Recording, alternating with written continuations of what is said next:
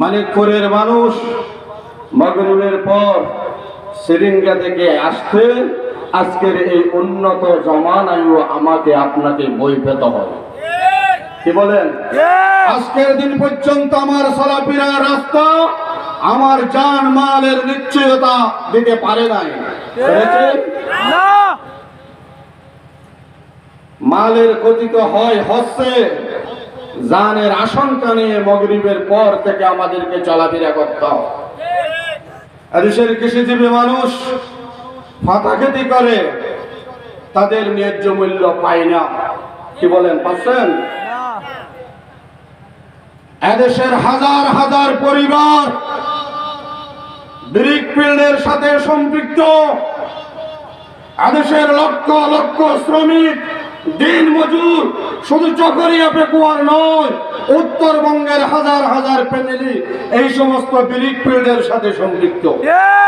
কি বলেন? ব্রিক ফিল্ডের মাধ্যমে পরিবেশ দূষণ হচ্ছে, আমরা মানলাম, কিন্তু আরো হাজারো কারণে দেশের পরিবেশ দূষণ হচ্ছে। কি বলেন? যে সমস্ত বিষয়ের সাথে লক্ষ লক্ষ প্রেমিক সম্পৃক্ত নয়, সেই সমস্ত দূষণ ব্যক্তি বা বস্তু থেকে রাষ্ট্র ক্ষমতায় আপনার আজকের দিন পর্যন্ত দূষণ মুক্ত করতে পারেন নাই। এদেশের কেটে খাওয়া অসহায় শ্রমিক দিন মজুরের লক্ষ লক্ষ শ্রমিকের পেটে লাথি মারে আমার ব্রিক ফিল বন্ধ করতেছে। নাহমাদুহু ওয়া নুসাল্লি আলা রাসূলিহিল কারীম, আম্মা বা'দ। আউযু বিল্লাহি মিনাশ শাইতানির রাজীম। বিসমিল্লাহির রাহমানির রহিম। আল্লাযীনা আমানু ইউকাতিলুনা ফী সাবিলিল্লাহ ওয়াল্লাযীনা কাফারু ইউকাতিলুনা ফী সাবিলিত তাগুত ফাকাতিলু আউলিয়া আশ-শাইতান ইন্না কাইদাশ শাইতানি কানা যাঈফা। সাদাকাল্লাহুল আযীম ওয়া সাদাকা রাসূলুহুন নবিয়্যুল কারীম ওয়া নাহনু আলা যালিকা লামিনাশ শাহিদিন ওয়াশ শাকিরিন ওয়ালহামদুলিল্লাহি রাব্বিল আলামিন।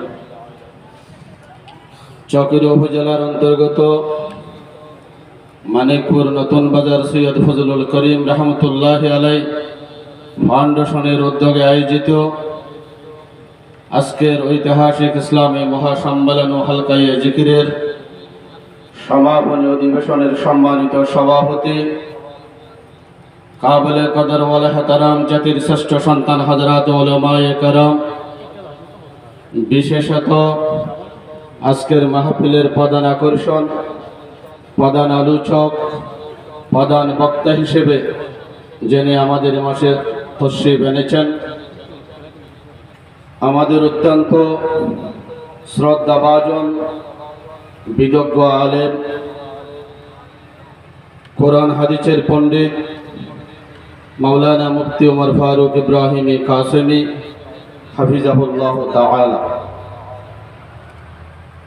বিভিন্ন দূর দূরান্ত এলাকা থেকে আগত সর্বস্তরের তৌহিদি জনতা, পর্দার অন্তরালের আমার সম্মানিত মা আর বোনেরা, আমরা সকলেই জানি আল্লাহর কাছে মনোনীত গ্রহণযোগ্য ধর্ম হলো ইসলাম। ইন্নাদ-দীনা ইনদাল্লাহিল ইসলাম। আমরা কথাও জানি ইসলাম ছাড়া কোনো ধর্ম, কোনো মত, কোনো বিধান, কোনো আইন আল্লাহর কাছে গ্রহণযোগ্য নয়। ওয়া মান ইয়াবতাগি গায়রাল ইসলামি দীনান ফালান ইউকবালা মিনহু ওয়া হুয়া ফিল আখিরাতি মিনাল খাসিরিন। আমরা জানি বর্তমান দুনিয়ার প্রচলিত বিভিন্ন ধর্মের মধ্যে পূর্ণাঙ্গ, সম্পূর্ণ, পরিপূর্ণ ধর্মের নাম ইসলাম। আল ইয়াউমা আকমালতু লাকুম দীনাকুম ওয়া আতমামতু আলাইকুম নি'মাতি ওয়া রাদিতু লাকুমুল ইসলামা দীনা। ইসলাম পূর্ণাঙ্গ জীবন ব্যবস্থা, পূর্ণাঙ্গ ধর্ম, পূর্ণাঙ্গ দিন, কমপ্লিট কোড অফ লাইফ। ইসলাম ছাড়া কোনো ধর্ম পূর্ণাঙ্গ ধর্ম নয়। ইসলাম ছাড়া কোনো ধর্ম বর্তমান দুনিয়ার সকল সমস্যার সমাধান দিতেও সক্ষম নয়। কি বলেন? এই জন্য আমাকে আপনাকে আল্লাহ তাআলা যে পরিপূর্ণ দ্বীনি ব্যবস্থা ইসলাম দান করেছেন, ব্যক্তিগত জীবন থেকে নিয়ে রাষ্ট্রীয় জীবন পর্যন্ত জীবনের সকল সর্বক্ষেত্রে ইসলামকে প্রতিষ্ঠা করা, ইসলাম প্রতিষ্ঠার জন্য এগিয়ে আসা, ইসলাম প্রতিষ্ঠার জন্য আন্তরিক সহযোগিতা করা আমাদের সকলের ঈমানী এবং নৈতিক দায়িত্ব। আমাদের দেশে অনেকে বিগত সময়ে বলতো মদিনা সনদের কথা, বর্তমানে অনেকে মদিনার ইসলামের কথা বলে, তাই না? আমরা জানি অভিজ্ঞ ডাক্তার যদি না হয়, এমবিবিএস এফআরসিএস ডাক্তার যদি না হয়, এরপরও সে যদি কঠিন রোগীর চিকিৎসার দুঃসাহস দেখায়, চিকিৎসা সম্পর্কে তাদের যথেষ্ট গভীর ধারণা না থাকার কারণে অনভিজ্ঞ ডাক্তারের ভুল চিকিৎসায় রোগীর মৃত্যু হয়। মদিনা সনদের কথা বলেন আর মদিনা ইসলামের কথা বলেন, অতীতেও যারা বলেছিলেন বর্তমানেও যারা বলতেছেন, আমরা জানি এরা ইসলাম সম্পর্কে অভিজ্ঞ নয়। বর্তমানে যারা মদিনার ইসলামের কথা বলেন তাদের মুখ থেকে শুনি এই সমাজে 4 বিয়ের অধিকার তাদেরকে কে দিয়েছেন? নাউজুবিল্লাহ, নাউজুবিল্লাহ। আমরা বলি একজন মুসলিম পুরুষকে 4 জন বিয়ের অধিকার আমার আল্লাহ দিয়েছেন। যারা আল্লাহর দেওয়া বিধানকে অস্বীকার করে, আবার যদি তারা মুখরোচক মদিনার ইসলামের কথা বলে, এগুলা বন্ডামি না? কেন বলে? আসলে ইসলাম সম্পর্কে তাদের গভীর যথেষ্ট ধারণা নাই, শুধুমাত্র বুটের জন্য মদিনা সনদ আর মদিনা ইসলামের কথা বলে। অতএব এই সমস্ত অনভিজ্ঞ ব্যক্তিদের হাতে যদি আমরা ইসলাম ঈমান রাষ্ট্রকে তুলে দেওয়ার চেষ্টা করি, অনভিজ্ঞ ডাক্তারের ভুল চিকিৎসায় যেমন রোগীর মৃত্যু অনিবার্য, ইসলাম সম্পর্কে অনভিজ্ঞ ব্যক্তিদের কারণে যদি ইসলাম তারা বাস্তবায়ন করতে চায়, ওদের হাতে এদেশের সাধারণ মুসলমানের ঈমানের অপমৃত্যু অনিবার্য। এরপরও যারা মদিনার মাঝে মাঝে ইসলামের নাম ধরে তাদেরকে আমরা ধন্যবাদ জানাই। একজন মুসলমান হিসেবে মুসলমানের নামাজ যেমন ইবাদত, রোজা হজ যাকাত যেমন ইবাদত, একজন মুসলমানের ব্যবসা বাণিজ্য বিয়ে শাদী সবগুলা চাষাবাদ সহ ইবাদত, যদি কোরআন সুন্নাহর আলোকে হয়।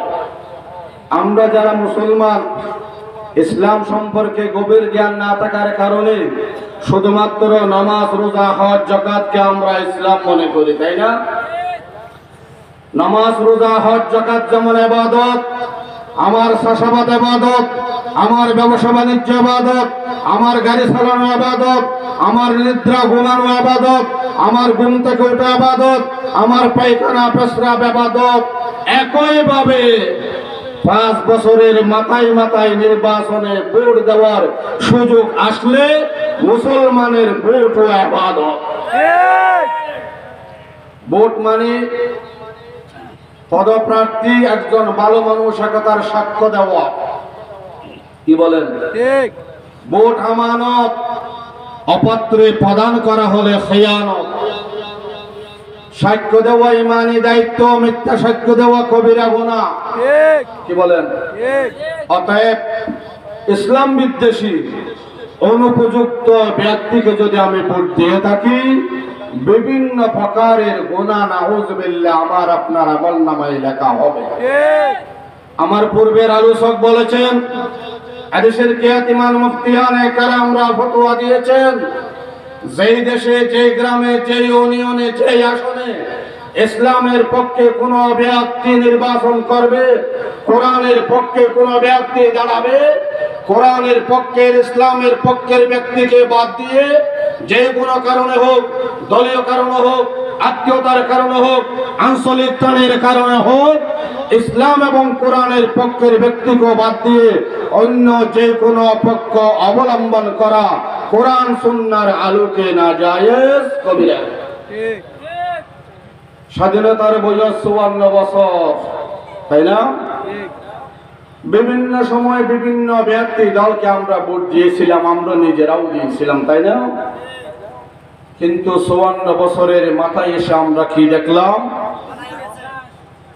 জুলুম মুক্ত, শোষণ মুক্ত, দুর্নীতি মুক্ত, অনাচার অবিচার মুক্ত, ইফতিজিম মুক্ত যে রাষ্ট্র ব্যবস্থা আমরা 54 বছর পর্যন্ত চেয়েছিলাম, এক দলকে ক্ষমতায় পাঠানোর পর আমার আশা প্রত্যাশা পূর্ণ না হওয়ার কারণে দ্বিতীয়বার সেকেন্ডবার অন্য দলকে, তার বেলায়ও আশা প্রত্যাশা পূর্ণ না হওয়ার কারণে তৃতীয়বার অন্যদেরকে পাঠিয়েছি। বারবার ক্ষমতার পালাবদল হয়েছে, নেতা নেত্রীদের পালাবদল হয়েছে, বিভিন্ন রকম মুখ রোচক আশার বাণী আমরা শুনেছি। 54 বছরের মাথায় এসে আমার দেশের মানুষদেরকে রাষ্ট্র ক্ষমতায় অধিষ্ঠিত ব্যক্তিদের নির্দেশে আমাদের দেওয়া টাকার বিভিন্ন এজেন্সির ব্যক্তিদের মাধ্যমে প্রতি বছর প্রতিনিয়ত আমাদের অসংখ্য মানুষদেরকে তাদের হাতে নির্মমভাবে খুন হতে হয়েছে। এদেশের কোটি কোটি টাকা বিদেশে পাচার করা হয়েছে। কি বলেন? বিভিন্ন সময় তাদের কাছে আমরা বিভিন্ন ধরনের আবদার দাবি রেখেছিলাম, বারবার ব্যর্থ হয়েছি। অতএব চকরিয়ার মানুষ সিদ্ধান্ত নিতে হবে, যাদের কাছে 54 বছর দাবি রেখে আমরা বারবার ব্যর্থ হয়েছি, তাদের কাছে আর দাবি নয়। যেই ক্ষমতার মালিক হতে পারলে, যেই কলমের অধিকারী হতে পারলে, কলমের কুঠায় আমার অধিকার, এদেশের মানুষের অধিকার সুনিশ্চিত হতে হবে। আমরা এবার সেই কলমের অধিকারী হতে চাই। অন্যদের কাছে আর আবদার নয়, দাবি নয়। কি বলেন? কয়েকদিন আগে খতমে নবুয়ত সম্মেলন অনুষ্ঠিত হয়েছে ঢাকায়, আমরা দেখেছি দেশের বাইরের বড় বড় উলামায়ে কেরামও এসেছেন। পীর সাহেব মধুপুর, বিভিন্ন রাজনৈতিক দলের প্রতিনিধি সেখানে গিয়েছিল, তাদের কাছে আবদার করেছেন আপনাদেরকে আজকে স্পষ্ট ঘোষণা দিতে হবে, আগামীতে যদি আপনারা ক্ষমতায় যান, কাদিয়ানীদেরকে, পয়গম্বরের খতমে নবুয়তের বিরোধী গোষ্ঠীদেরকে কাফের ঘোষণা দিতে হবে। কি বলেন?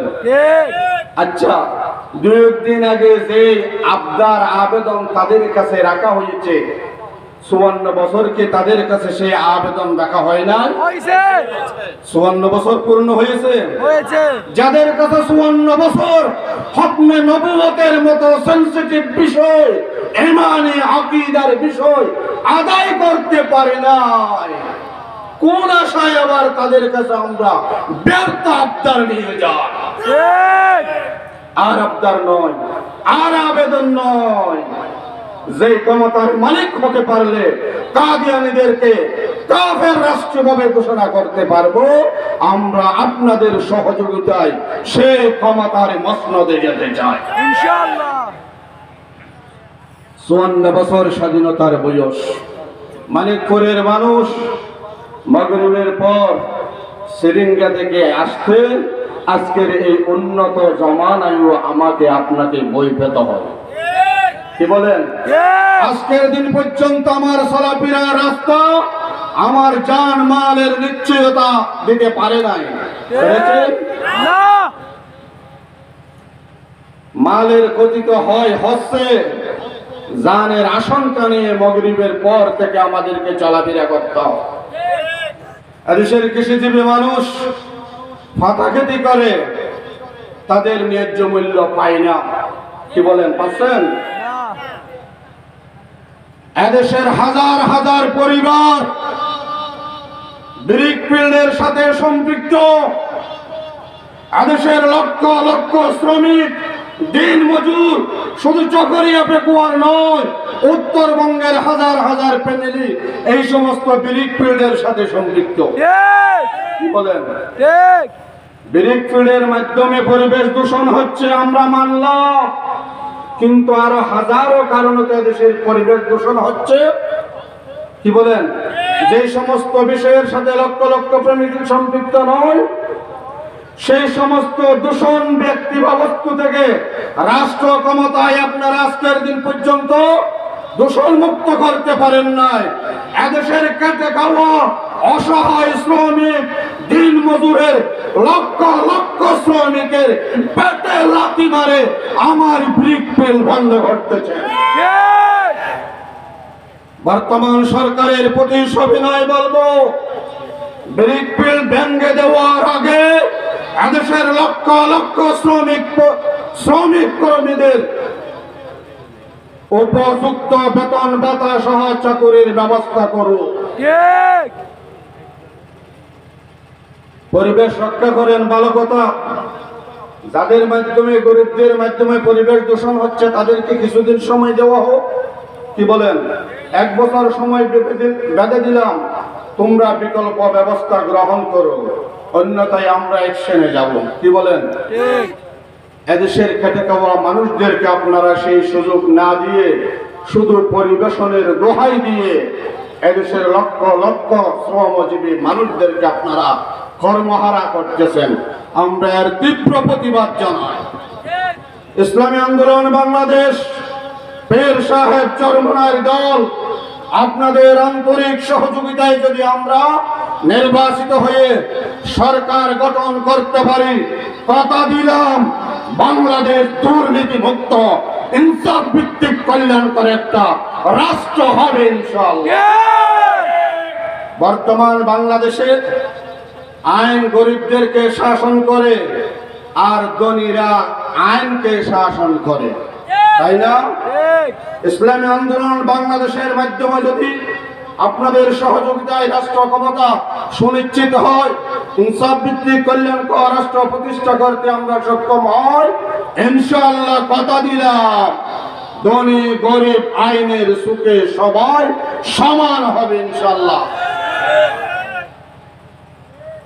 The strong, the big and the small are equal in the eye of law.